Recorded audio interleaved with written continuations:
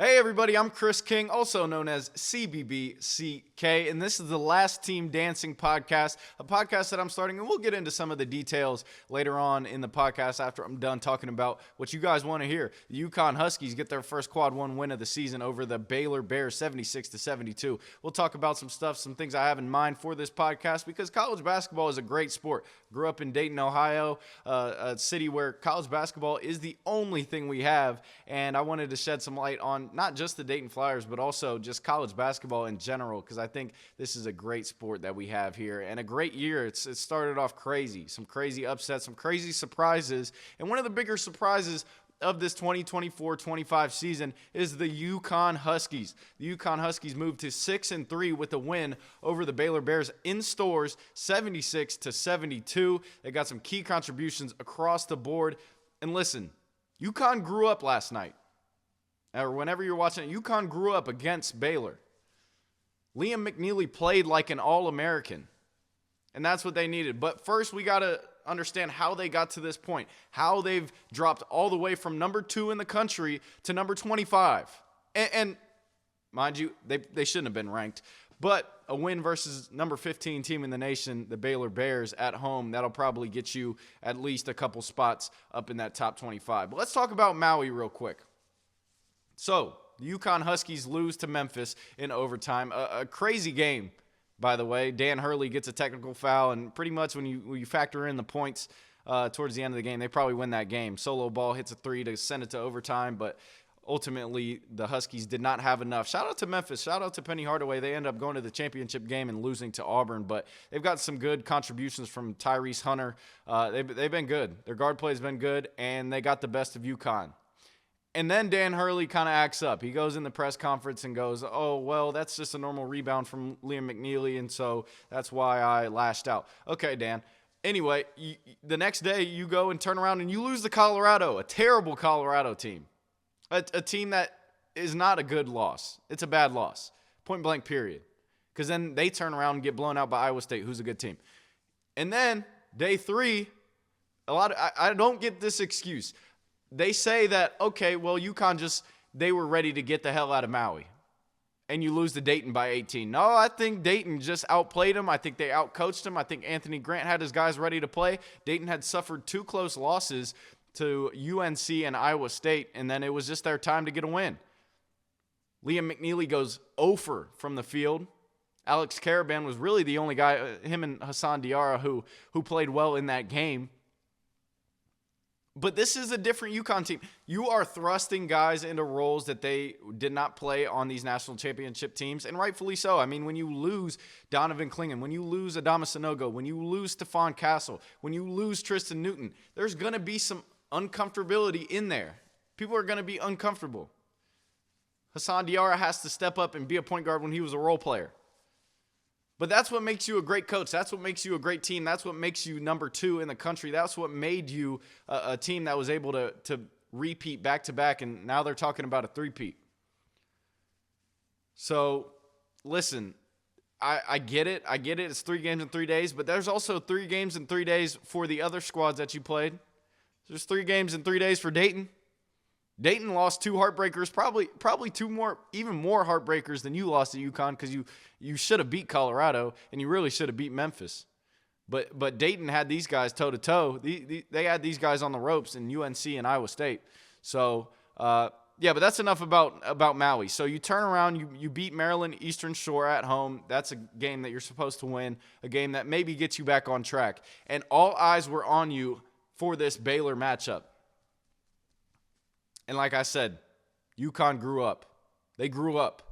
Liam McNeely, let's talk about his play. 3 blocks on the defensive end. He had 17 points where he was the only time he's scored under 10 points is against Dayton. They did a good job. But I'll tell you what about Liam McNeely made their play kind of elevate, made UConn grow up. He was not standing around the perimeter and just relying on the 3-point shot. Yes, he's a great 3-point shooter. That's why they brought him in. But at the end of the day, you saw him taking these Baylor, tough Baylor guards off the dribble and getting to the rack. You saw him drawing fouls. You saw him trying to offensive rebound. You saw him rebounding on the defensive end.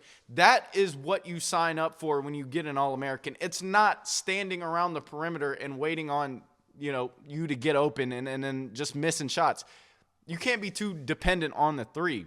And I think that's what honestly lost them the game against Dayton. You only had really, I guess, Solo Ball hit a couple, but then you had Alex Caravan, who played really well against Dayton.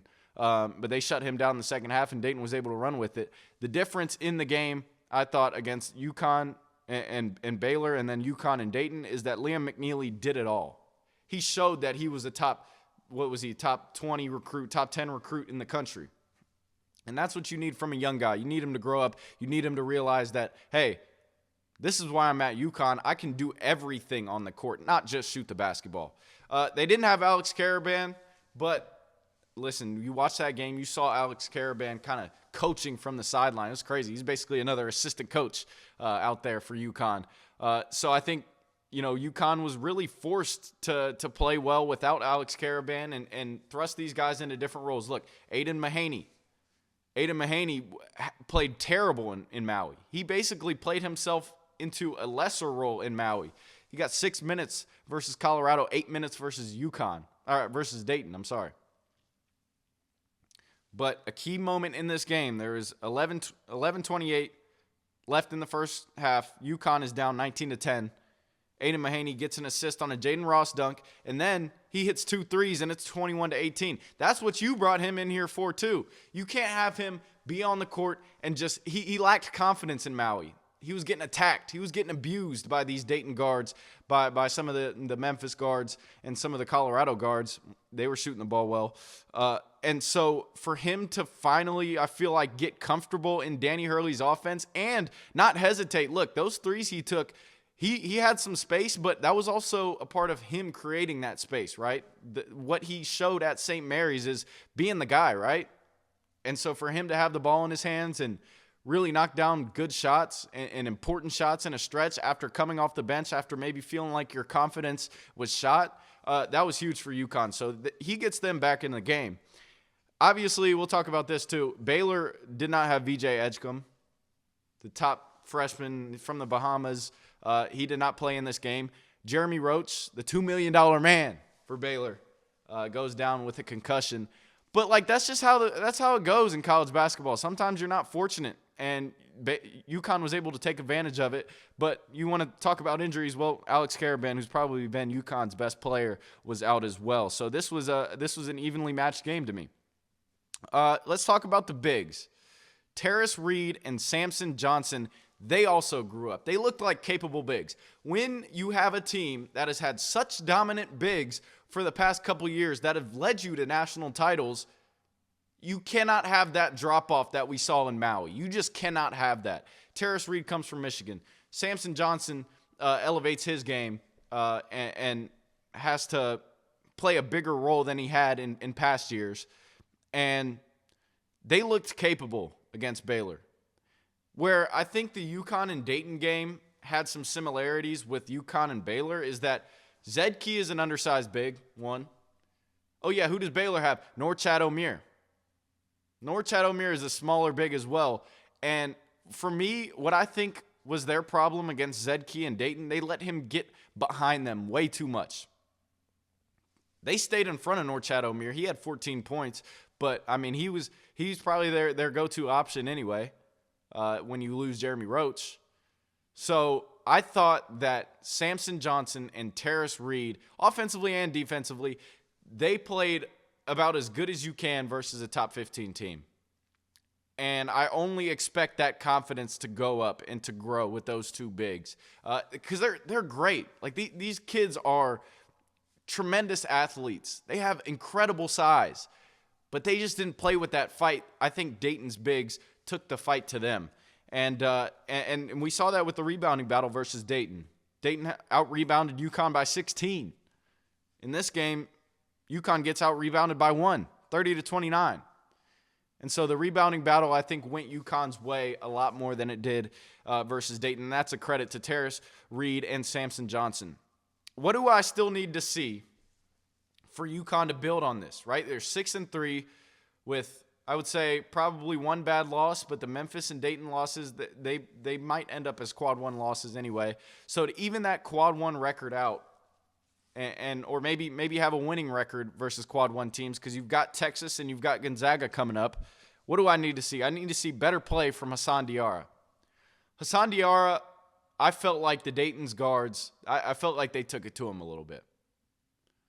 I felt like Enoch Cheeks, I felt like Malachi Smith and Posh Alexander, they looked like they had more capability when it came to the offensive and defensive end. But Hassan Diarra is a great player. He's stepping into a new role, and he's got to be better.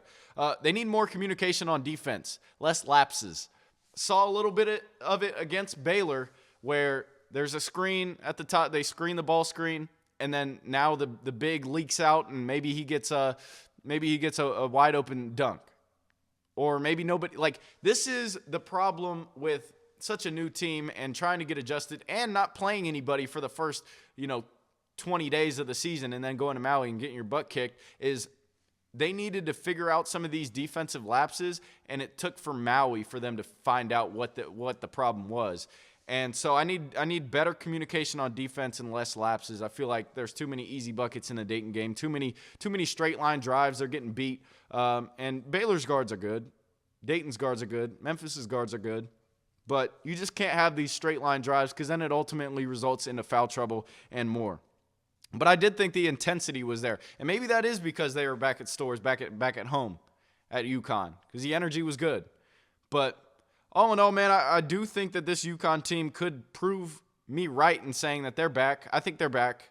I think they needed to see one go down. It's like a great shooter. You see one go in, and maybe you're able to rattle a couple off before Big East play. So Texas and Gonzaga, they've got coming up, and I think you will see more confidence from Liam McNeely playing all facets of the game, right? Being that three-level scorer that he is, and then also locking in on the defensive end, because he's got great size. And then I think you get Alex Caravan back, and he proves that he's just a great shooter in this game, and he's got great size. So I think that'll do a lot for UConn.